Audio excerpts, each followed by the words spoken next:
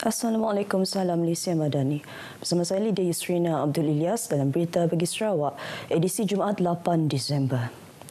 Kementerian Pembangunan Wanita, Keluarga dan Masyarakat KPWKM dan agensi di bawahnya iaitu Lembaga Penduduk dan Pembangunan Keluarga Negara LPPKN memperluaskan pelaksanaan modul kesihatan reproduktif dan sosial pekerti melalui agensi agama peringkat negeri Sarawak sebagai usaha dalam menangani isu sosial remaja dan kehamilan bawah umur. Menurut Menteri Pembangunan Wanita, Keluarga dan Masyarakat Datuk Seri Nancy Shukri, forum tersebut adalah inisiatif awal kolaborasi strategik antara KPWKM dan Jabatan Mufti Negeri Sarawak serta Jabatan Agama Islam Negeri Sarawak dalam menyebar luas program pekerti di negeri ini. Beliau menambah kementeriannya telah berusaha melibatkan semua peringkat usia daripada golongan kanak-kanak hingga ke warga emas termasuk golongan berkeperluan khas. Ini kerana setiap peringkat umur masyarakat berperanan memastikan penerapan ilmu pengetahuan dan tanggapan betul mengenai kesihatan reproduktif dan seksual serta kaitannya dengan gejala sosial. Dedahnya sepanjang tempoh 2019 hingga 2023, seramai lebih 235,000 orang kurang upaya OKU berdaftar di bawah Jabatan Kebajikan Masyarakat, 17% daripada mereka yang berumur 10 hingga 24 tahun. Golongan rentan ini berisiko tinggi untuk diambil kesempatan dan kita yang perlu menyantuni mereka agar mereka turut mendapat akses sepenuhnya mengenai isu kesihatan reproduktif dan sosial. Beliau berucap pada perasmian Forum Advokasi Pekerti dari Perspektif Agama di Sibu. Forum ini membariskan 4 orang panel dalam bidang kekeluargaan, kesihatan, reproduktif dan agama. 300 peserta dalam kalangan pegawai agama, pemimpin agama tempatan, ibu bapa, guru dan penjaga anak-anak berkeperluan khas menghadiri forum ini. 3 program antarabangsa Radio Televisyen Malaysia RTM Sarawak tahun depan akan membantu mendedahkan Sarawak kepada negara luar. Menteri Pelancongan Industri Kreatif dan Seni Persembahan Datuk Seri Abdul Karim Maman Hamzah berkata, program-program dengan kerjasama kementeriannya ini akan turut membantu memajukan industri pelancongan selain kesenian.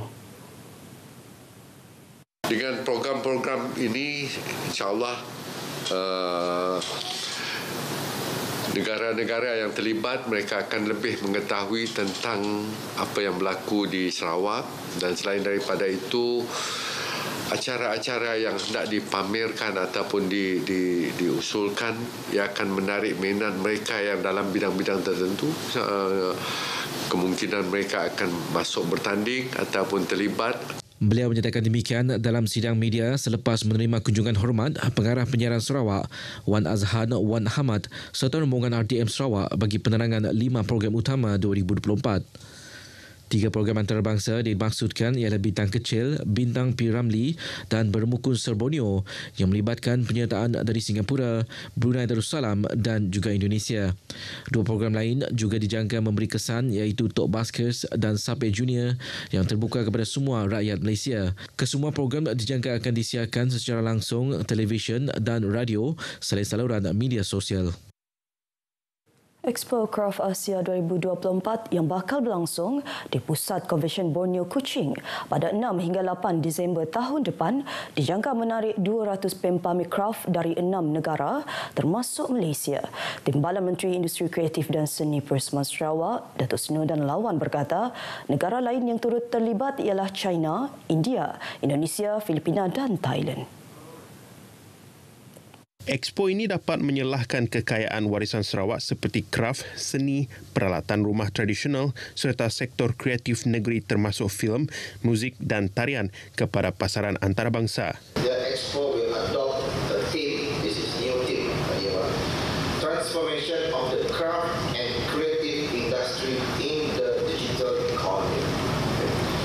To achieve this initiative, we have invited the Malaysian Digital Economy Corporation (MDEC) and the Sarawak Multimedia Authority (SMA) to be a part of the AsiaCraft 2024 Organising Committee to support the digital transformation of the craft industry.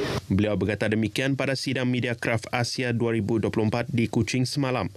Turut diadakan semasa Expo ialah persidangan Kraf Asia yang dijangka menarik lebih 30 penceramah dan panel, 10,000 delegasi dan pengunjung, 15 bengkel dan kelas serta 100 mesyuarat peranan perniagaan. Para belia disarankan mengetahui dan mempelajari kekurangan dan kelebihan pada setiap diri masing-masing serta cepat untuk membuat keputusan yang positif. Timbalan Menteri Ekonomi merangkap Ahli Parlimen Mukah Datuk Hanifah Hajar Taib berkata, Kerajaan Persekutuan perlu memainkan peranan dalam memberi pendedahan berkenaan program-program belia di kawasan Mukah khususnya. Ini disebabkan pendedahan program dan inisiatif daripada Kerajaan Persekutuan kurang diketahui oleh penduduk di Mukah walaupun adanya penyebaran maklumat tersebut. Beliau berkata demikian pada majlis penutupan program perkhemahan belia Mukah di Dataran Perhing Setia Raja Mukah. Program yang diadakan selama 3 hari awal Disember itu dianjurkan oleh Pusat Khidmat Parlimen Mukah yang melibatkan 29 pelajar 18 tahun ke bawah dari beberapa sekolah di sekitar Mukah. Dalam pada itu, Datuk Hanifah juga mengingatkan belia agar menerapkan akhlak yang baik, jujur, saling membantu antara satu sama lain dan berusaha bersungguh-sungguh dalam melakukan apa-apa pekerjaan. Koperasi Koperkasa di Sarawak terus diseru lebih produktif dalam melebarkan perniagaan bukan sahaja dalam pembiayaan dan ar-rahnu tetapi juga dalam perkhidmatan insurans dan hartanah bagi memajukan lagi ekonomi koperasi di Malaysia. Ahli Lembaga Pengarah Suruhanjaya Koperasi Malaysia merangkap Ahli Parlimen Batang Sadong, Rodia Syafii berkata, Koperkasa adalah koperasi terbesar di Sarawak dan di kedudukan ke-13 dalam Indeks 100 Koperasi Terbaik Malaysia 2023. Beliau menyeru agar Koperkasa terus memainkan peranannya mencapai lebih banyak kemajuan ke hadapan khasnya skim perkhidmatan bersifat mikrokredit yang mempunyai potensi pasaran tinggi melalui perkembangannya yang positif serta mendapat permintaan tinggi ke atas kemudahan tunai segera dengan anggaran pasaran bernilai RM3 bilion seluruh negara. Beliau berucap merasmikan Perkasa Ar-Rahnu Cawangan Miri milik Koperasi Koperkasa Sarawak Berhad di Miri. Ke arah itu, beliau berharap dengan pembukaan cawangan kedua di Miri selepas Kuching mampu menyumbang kepada pencapaian positif dan prospek Ar-Rahnu sekaligus mengubah senario perniagaan koperasi di Malaysia khususnya di Sarawak yang memberi alternatif kepada pajak gadai konvensional yang terkenal dengan unsur garar dan riba. Mengikut rekod Suruhanjaya Koperasi Malaysia sehingga 31 Disember 2022, terdapat 1,159 buah koperasi berdaftar dengan SKM dan melibatkan keanggotaannya seramai 310,125 orang.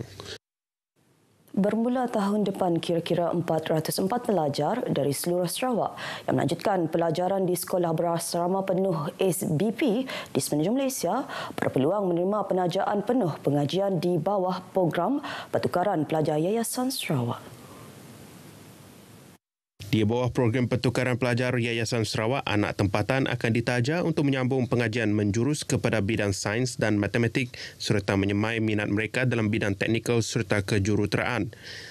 Menurut laman sesawang Yayasan Sarawak, program Cakna Anak Cemerlang bersama ibu bapa anjuran Yayasan Sarawak ini diadakan serentak di 20 buah lokasi seluruh negeri semalam. Salah sebuah lokasi tersebut adalah di SMK Bintulu. Rata-rata ibu bapa ditemui merasa amat bersyukur dengan adanya program seperti ini. Dari segi kemudahan-kemudahan tadi yang kita lihat, kapal terbang lah, wang saku lah dan sebagainya, wang buku, ya memang amat menarik. Tapi paling menarik seperti yang saya maklumkan tadi ialah peluang mendapat pendidikan ya ke sekolah-sekolah yang termasyhur di Malaysia tu. Yang melalui apa yang dituangkan oleh hari tu, alhamdulillah lah kami dah dapat gambaran yang jelas lah tentang program tu yang suatunya direbut oleh anak-anak Sarawak. Bukan mudah nak dapat peluang tu. Terima kasihlah dengan Yayasan Sarawak. Ini satu program yang bagus sebenarnya untuk orang Sarawak sendirilah, boleh membantu rakyat Sarawak itu sendiri. Berita bagi Sarawak berakhir di sini. Saya Lydia Yusrina Abdul Ilyas dari Sungai hingga Segara Palestin. Pasti Merdeka.